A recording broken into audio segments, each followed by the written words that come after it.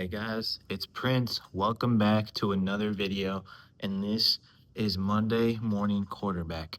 Now, this video, I'm going to give who I think is going to win this Monday night showdown between the Chiefs and the Jags, and then I'm going to discuss who I think is in the best position to win each division.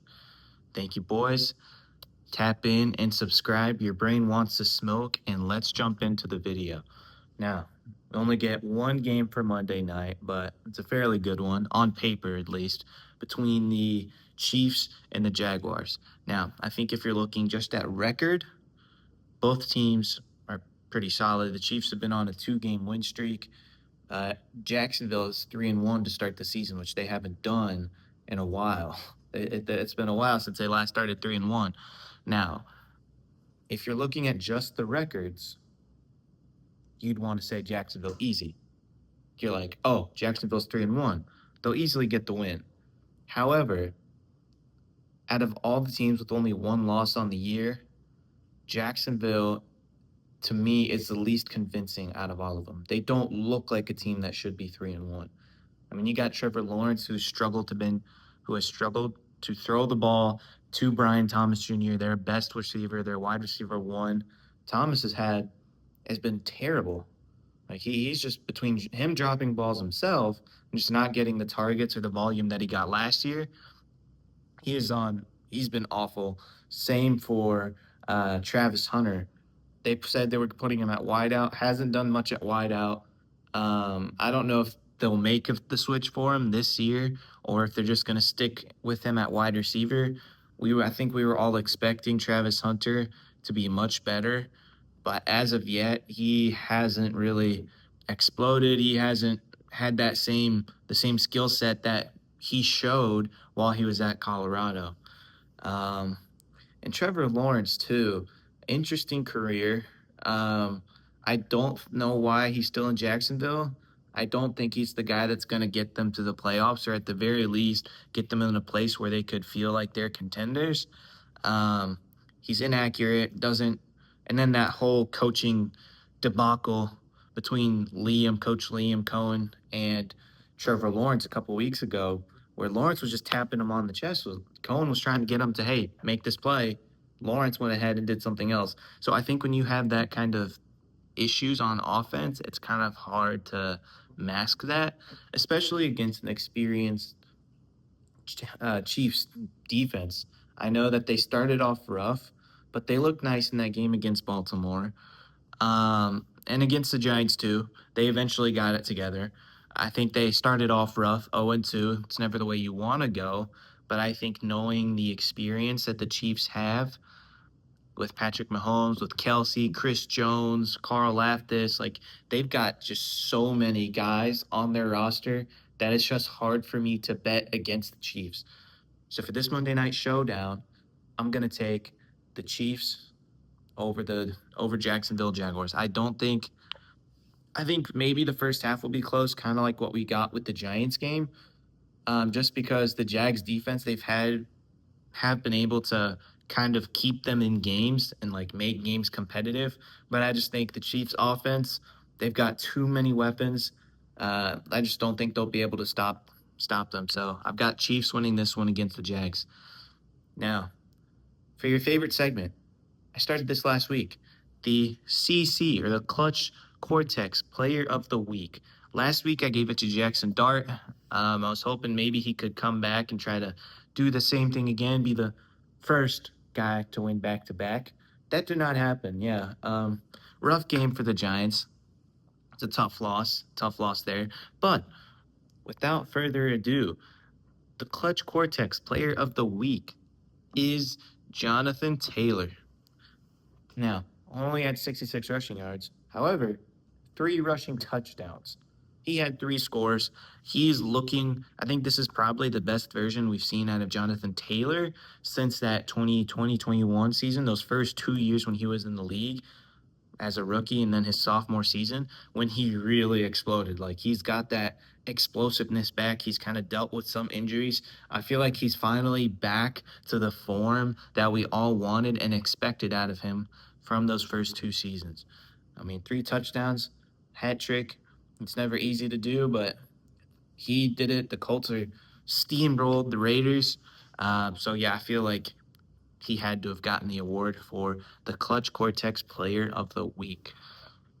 Now, guys, without further ado, let's break it down. I'm going to go division by division, starting with the AFC East, as to who I think is going to win each division. Now, with the AFC East, I've got to go Bills Mafia all the way. Now, I know they lost to the Patriots, which is a tough loss. Tough loss.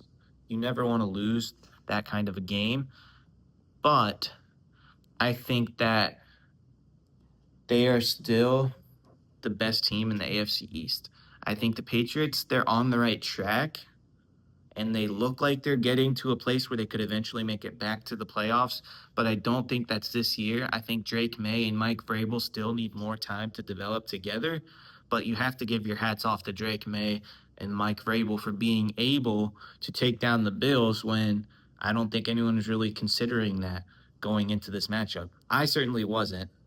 Um, as a Titans fan, it hurts to see Vrabel and Harold Landry and all these guys who were with Tennessee leave and now have success with the Patriots and are a big part of the reason as to why they're winning games now. I think the defense, they did play great against Buffalo, but I still think that they need some work in order to really reach that next level, to really maximize what it means to be part of a Mike Vrabel team. So I've got to take the Bills. I mean, Josh Allen, it's QBR 77.4, which is fourth in the league, or second, excuse me. He's second in the league in QBR and fourth in overall passing rating with 109.7. For context, that's pretty darn good. Um, he's still playing at a high level. I think he's at the end of the season, he will definitely be in MVP conversation, even though they've started off really slow. And it was especially seen in that Patriots game, that Sunday night game, where they just could not get anything going until late. That's never been a staple of this Bills offense. It wasn't a staple of the Bills offense last year when they were without Stephon Diggs. So I'm not sure what's going on to where they're having these slow starts. But I still think that they have the advantage because of their quarterback, because they're a more developed team, because they have more pieces than the Patriots do. They're at a further stage. I'm not mentioning the Dolphins or Jets because I think they're both in shambles right now. The Jets are 0-5. I for sure thought that they would at least be able to muster up a win against the Cowboys, which turned out not to be true. Things are a hot mess in New York right now, and it's not much better in Miami. Just like I'm just being honest, it's not much better in Miami. To lose to Carolina, a team that's been playing at a subpar level all year, I don't think is a good sign for your franchise. So I didn't name those teams for those reasons, but I think that you've got to rock with the Bills, Bills Mafia, all the way to win the AFC East and potentially get the number one seed in the entire AFC. Now, for the AFC North,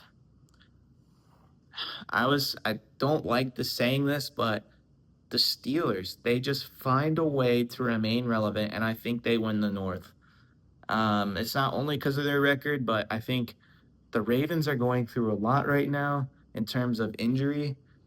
And Lamar's, yeah, and we saw what the difference was between Lamar being in the game and not being in the game. They got blown out to Texas. I mean, for Houston, and Houston's kind of been a team that offensively, at least, hasn't really found that spark until this game. I mean, to drop 44 is never to be the recipient of that is never a good sign. And I think for the Ravens, you've got to figure something out. Like the defense, what's historically been always a good defense, and it's always been a staple of your team, is no longer a staple of your team, which is strange given the guy that they have guys like Roquan Smith, Kyle Hamilton, Justin Mamadi BK. Hopefully, I'm saying his name right. But they've got guys at all three levels to make plays. Where has that gone? Absolutely no clue. I couldn't tell you. I really couldn't. And it's interesting to see their start. Now, I do think that they have a path back to the playoffs. They just have to improve on defense. Even if they get Lamar back next week, which is looking pretty doubtful as of right now, I think that they have to somehow find a way to fix the defense. That's the only way that they could squeak into the playoffs as like a 6 or a 7 seed, which is as of right now looking highly unlikely. They'd have to have a big turnaround, a big swing, and a lot of things would have to go their way in order for them to make it to the playoffs. Um, and Derrick Henry too. I'm not sure what's going on there. You surely think that he would have gotten more carries, more touches. He would have had a big game, even though the Ravens' offense hasn't been good either. You surely thought that he was going to be the guy. And with only 20 yards and a touchdown, it's not, I don't know what's going on there, but I think they need to go back to the way they were last year, where they have Derrick Henry and his ability to rush the ball alongside Lamar. I think they'll get Lamar back. I don't know if that'll give Henry more opportunities to rush the ball, but they've got a lot to figure out. And the Steelers defense is starting to come alive. The first 2 weeks of the season, they didn't really look like their typical selves, but these past couple of weeks, at least up to this point, we're getting the Steelers defense that we normally and typically expect. Um, I think the question you need to ask with the Steelers though is yes, okay, if you win the division, if you win the North, great, but what does that look like? Mike Tomlin's never he's made the playoffs every year since he started coaching, which is no easy feat to do.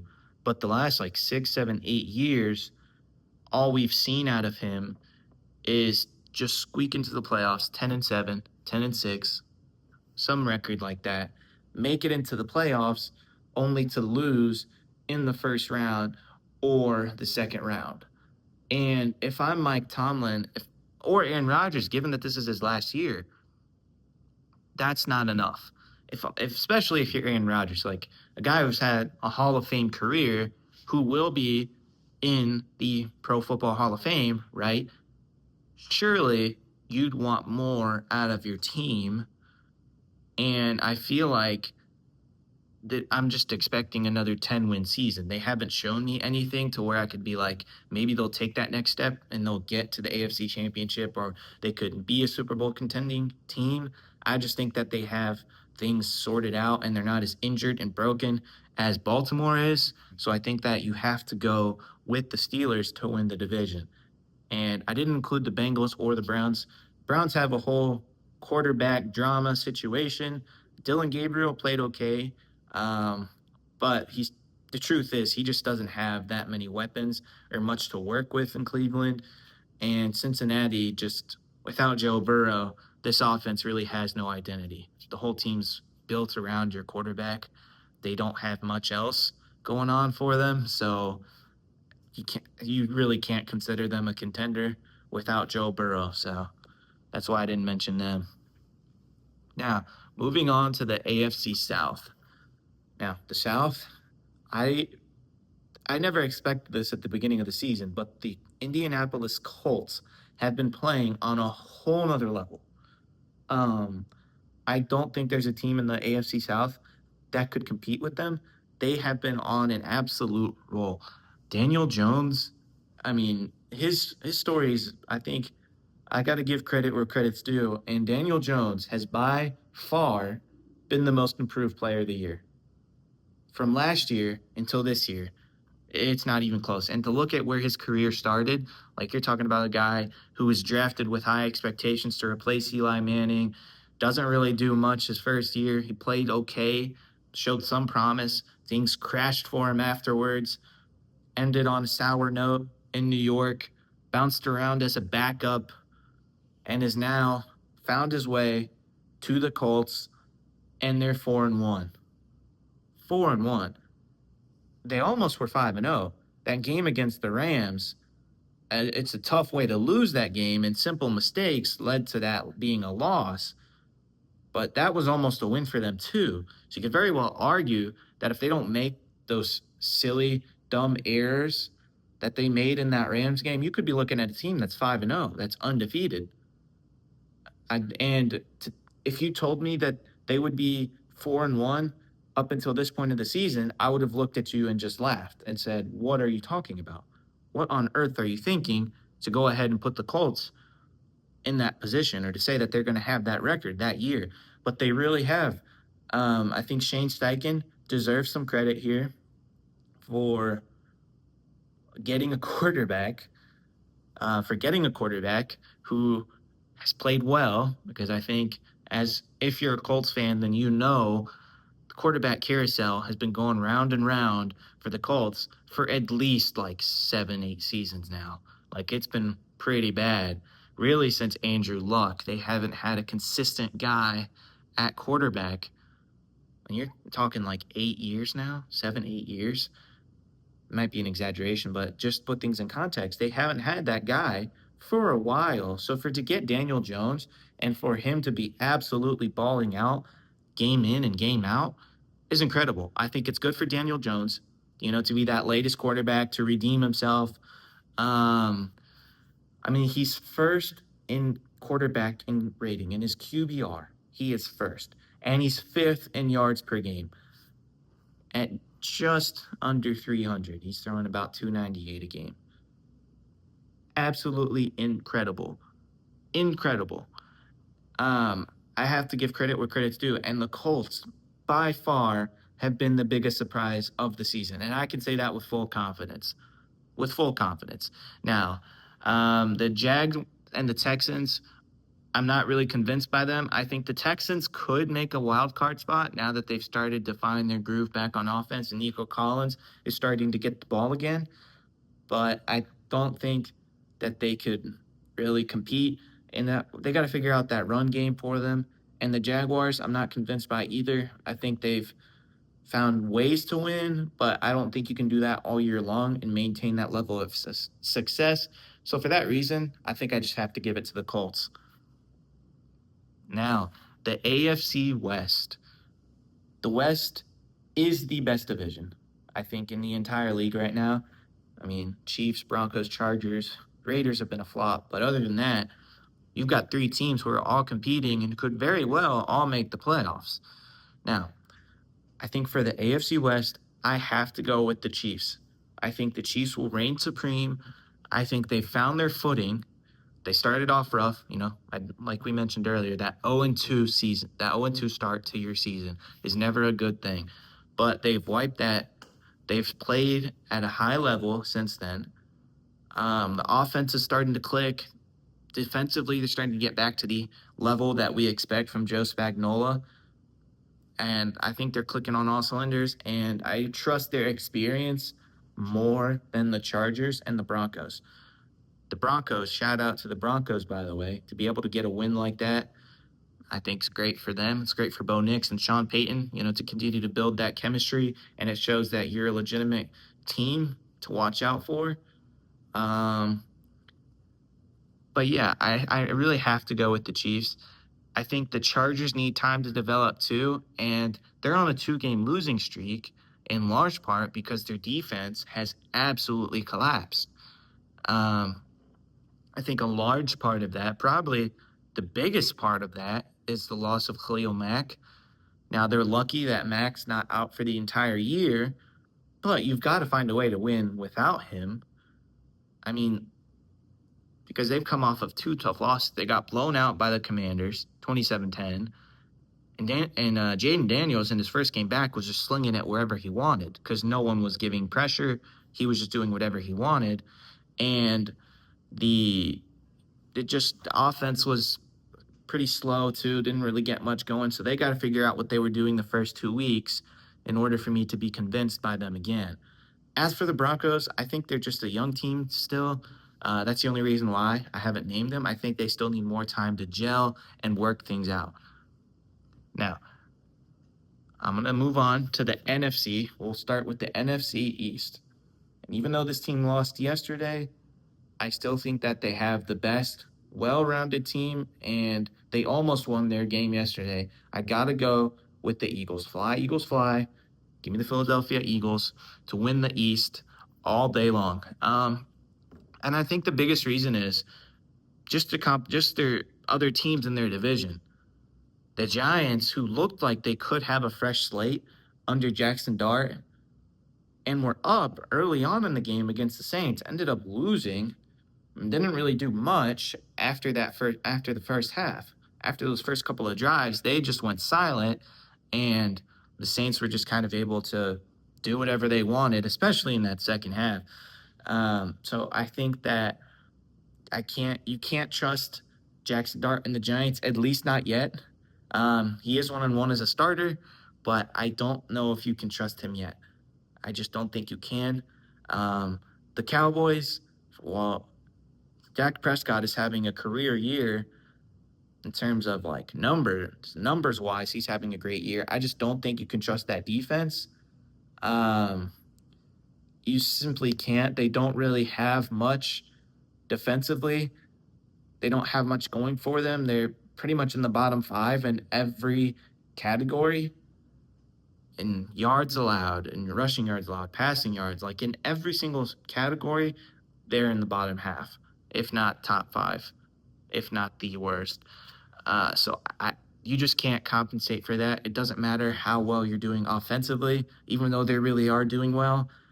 You just can't compensate for that. And the Commanders, I think they just have too many injuries. Good on Jaden Daniels though to come back and to win without Terry McLaurin. Debo's pretty banged up, and to not really have too many weapons, but to still find a way to win, I think is good for Jaden Daniels and the Commanders. But I've got to go with the Eagles because even though they lost to the Broncos, Jalen Hurts and this Eagles offense has still found a way to win, even though they're 31st in passing yards per game at 161.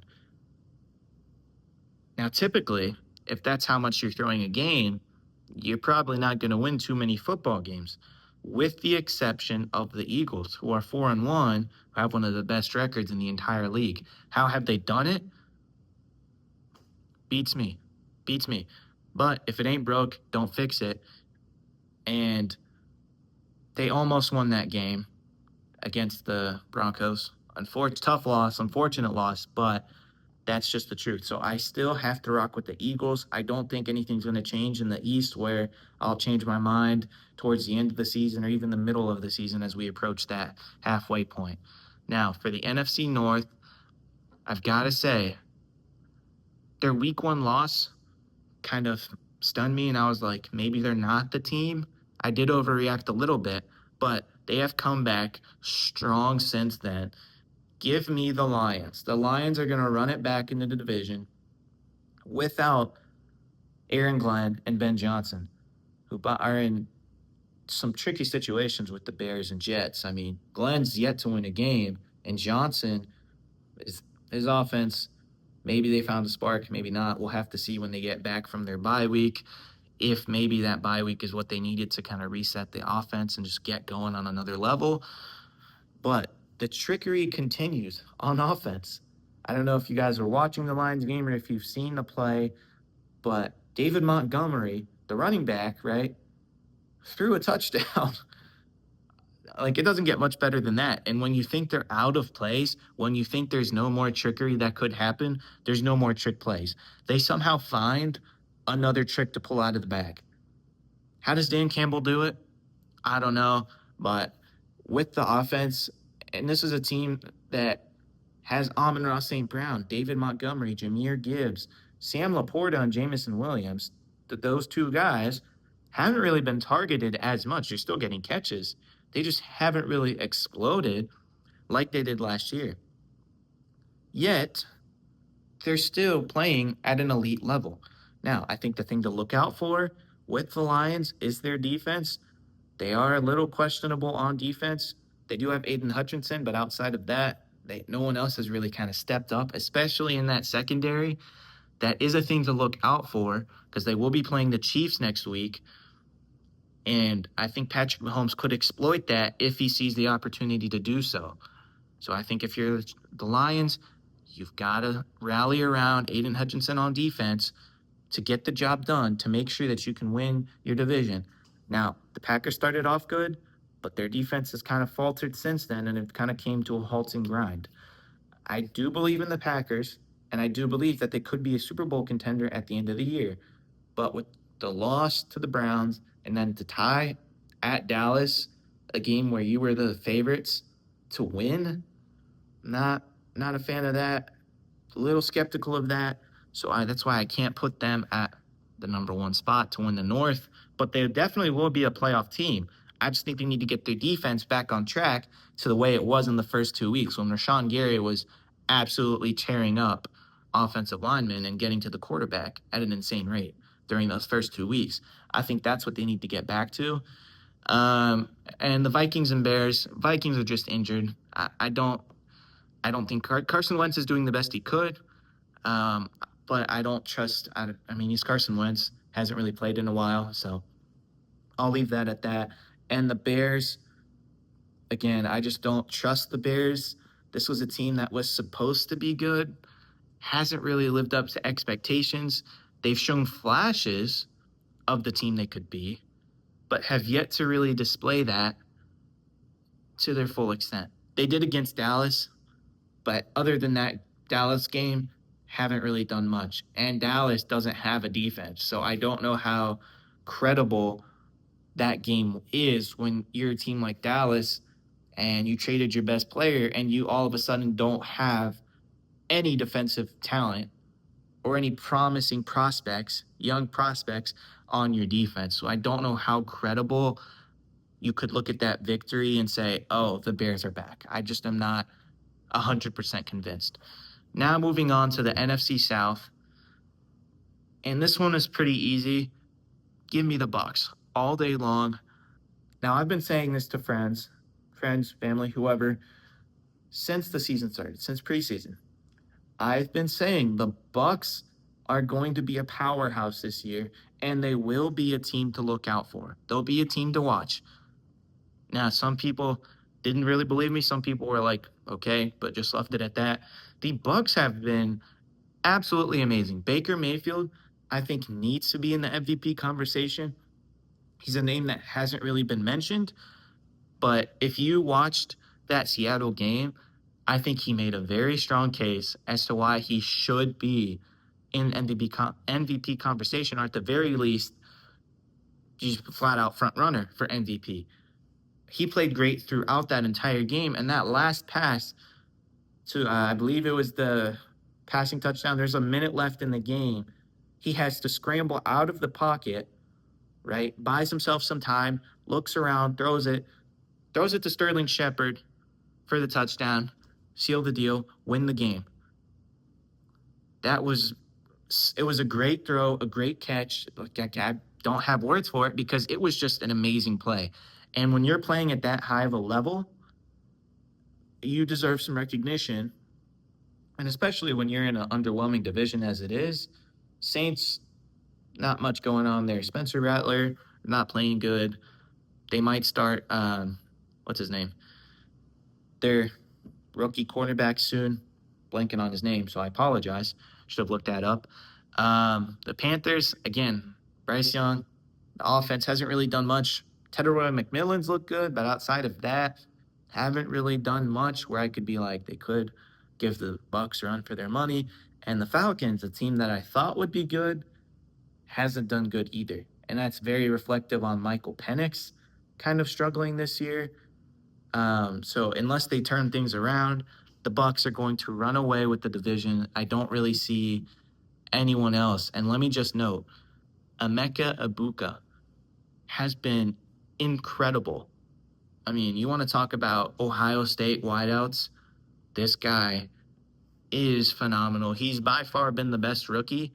It's not even close. You could end the season today, and he would by far be the clear favorite to win Rookie of the Year because he's just played at that level. And no other rookie has really demonstrated that or has played to the same level as Emeka Ibuka has. So for them to have Chris Godwin, Mike Evans when he returns, for Godwin to eventually get back into the form he was at last year before he went down with that injury. We've got Emeka Ibuka. You've still got two great running backs in Rashad White and Bucky Irving. Like, this is just a talented team. I don't see anyone in their division giving them a run for their money or challenging them for that NFC South crown. Now, lastly but not least, we got the NFC West. Now, this is a tough division too, just because you've got the Seahawks who are playing at a great level and you've got the Rams, but I'm giving it to the 49ers. And I'm going to give it to the 49ers simply because they found a way to win with an offense that has been plagued by injuries all year, even their defense, but specifically their offense that has been plagued by injuries all year. Like starting in week 1, George Kittle goes down. Who steps up? Jake Tonks, a guy that they drafted in, I don't know, like the 4th, 5th round. And he's played pretty well and has helped the team win games. And they won that game against the Rams. They've just played at a better level, I think, and to win without George Kittle, to win without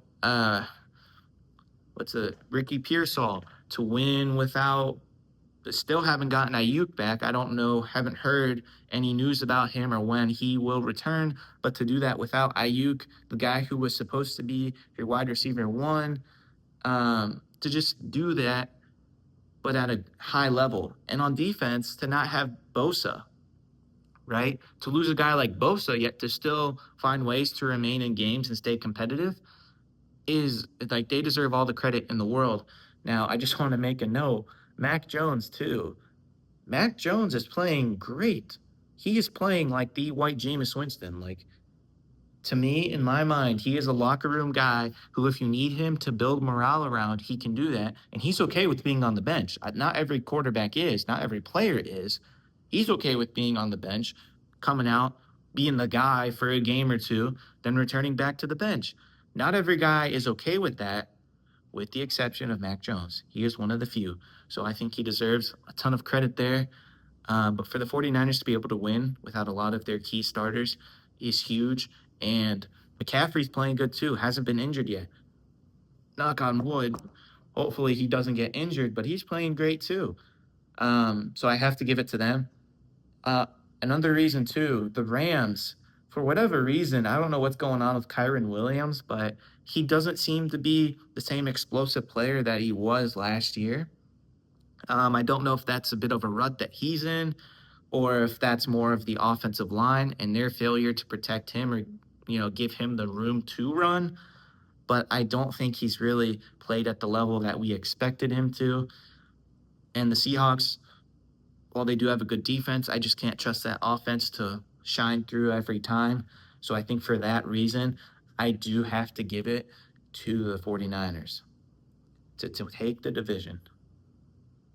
Now, guys, if you stuck around for this long, do me a favor, tap in and subscribe. Your brain wants the smoke, and I will see you boys Friday. Thank you.